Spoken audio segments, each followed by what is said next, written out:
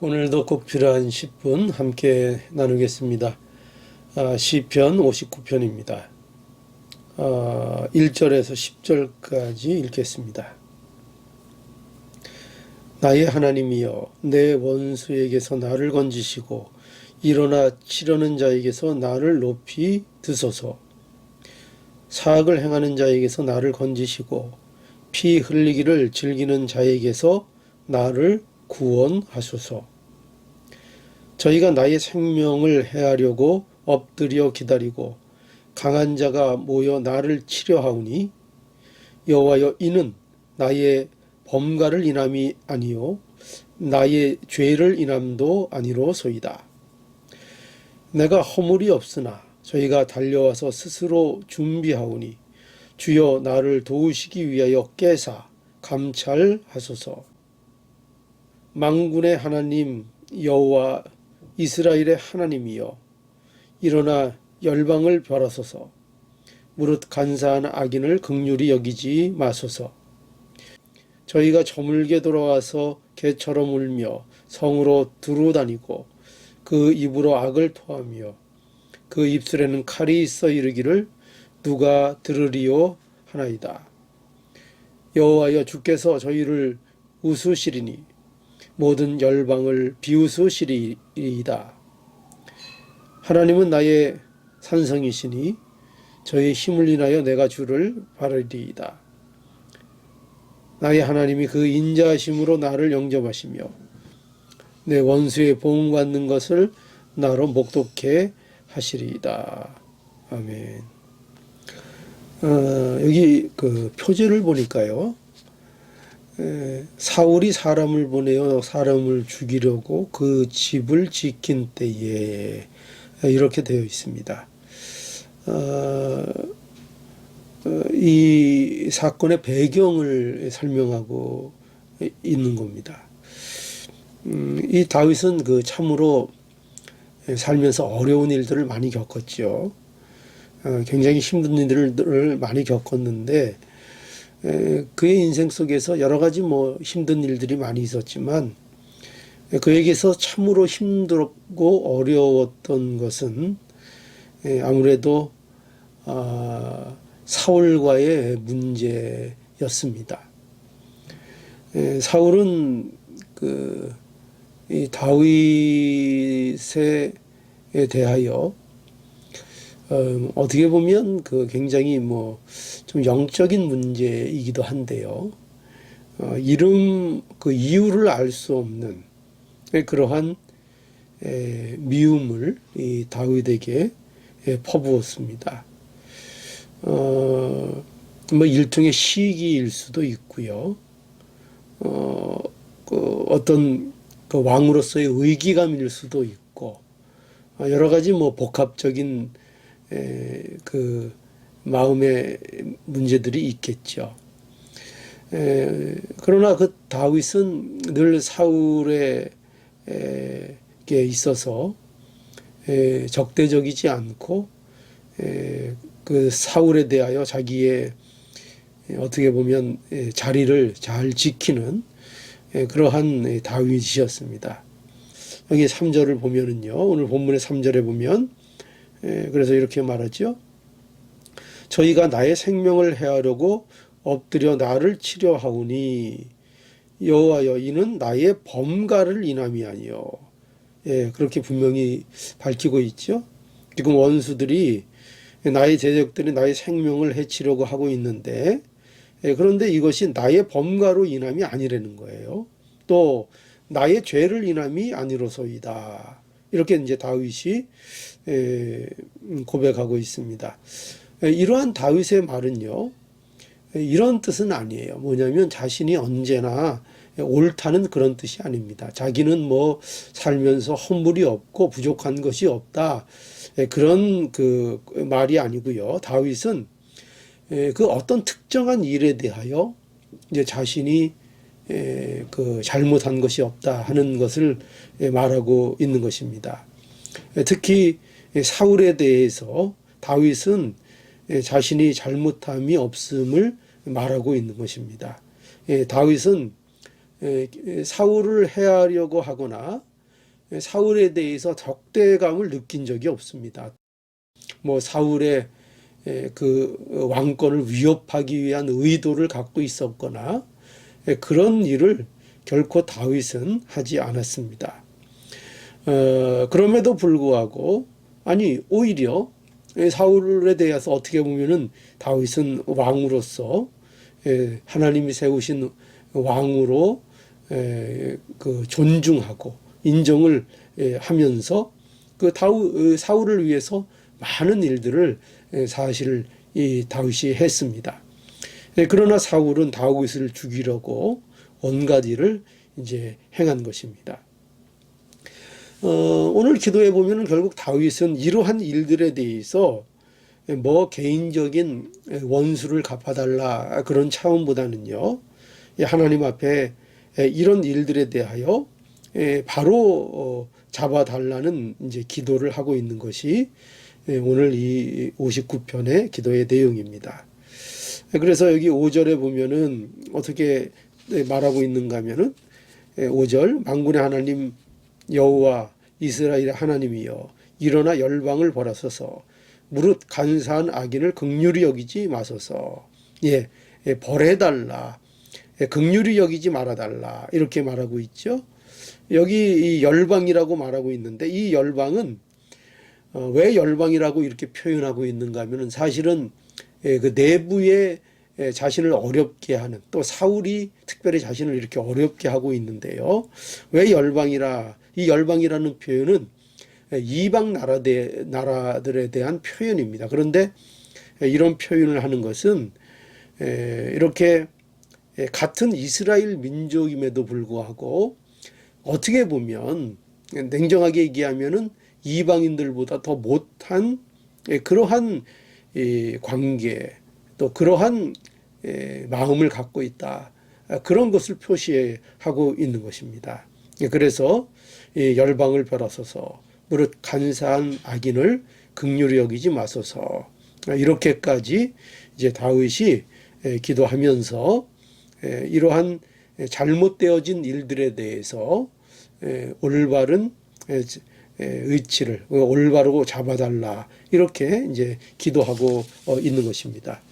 여기 또 10절에도 보면 나의 하나님, 나의 하나님이 그 인자하심으로 나를 영접하시며 내 원수의 보응받는 것을 나로 목독해 하시리이다. 그러니까 다윗은 믿는 거죠. 결국 하나님께서 이런 모든 일들에 대해서 이제 바로 잡을 것이며 그런 일들을 나로 보게 하실 것이다. 이렇게 이제 확신을 하고 있는 것입니다. 이제 그러면서 이런 그 원수들에 대한 또 대적한 일들에 대한 잘못된 일들을 바로 잡아달라 이렇게 다윗이 하나님 앞에 기도하고 있는데요. 그러나 여러분 좀 조심할 점이 있어요. 뭐냐면 이런 말씀을 우리가 개인적으로 나에게 적용을 해서 마치 나는 아무 죄도 없는데 다른 사람들이 나를 핍박한다 이렇게 자기를 합리화하는 말씀으로 이런 말씀을 삼으면 안 된다는 것입니다. 그래서 자기는 언제나 옳고 자기를 핍박하는 사람들은 나쁜 사람들이고 그래서 벌을 받아야 되고 그러니까 우리가 이런 식으로 생각하기가 쉬워요. 그러나 이런 말씀을 그렇게 우리가 자신에게 적용하면 안 되고요. 이런 말씀을 통해서 우리는 하나님께서 의인을 또 믿음으로 사는 신실한 자들을 어떻게 대하시는가, 또 그들을 결국 어떻게 복 주시는가, 이런 것들을 우리가 믿고 그 하나님을 우리가 믿어야 하는 것입니다. 그러니 결코 이런 말씀을 가지고 혹해해서 자기는 옳고 자기를 반대하는 사람들은 무조건 벌을 받아야 한다, 이런 식의 논리를 가지는 것은 이것은 성경 말씀을 완전히 왜곡하는 것입니다. 그러면 안 됩니다. 우리는 모든 문제에 대해서 올바로 하나님께서 판단하시고 하나님께서 그 진리대로 아시는 대로 바로 잡아주시기를 원하는 그런 기도를 해야 하는 것이지 누구에 대한 개인적인 원한을 풀기 위해서 이런 말씀을 사용해서는 안 됩니다.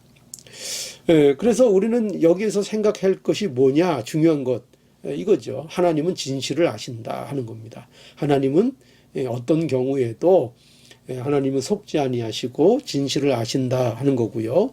그래서 우리가 만일 정말 억울한 일을 당한다면, 의를 위해 핍박을 받는다면 그거 다 하나님께서 반드시 알아주시고 그 올바르게 정리해 주신다 하는 것을 우리가 믿어야 합니다. 그래서 하나님께서 반드시 합당한 처분을 내려주실 것이라 하는 것을 우리가 믿는 것입니다. 이게 이제 필요한 겁니다. 또 하나는요, 이것은 우리의 영적인 싸움에 대한 문제인데, 이것은 하나님의 백성이 아까도 말씀드렸죠.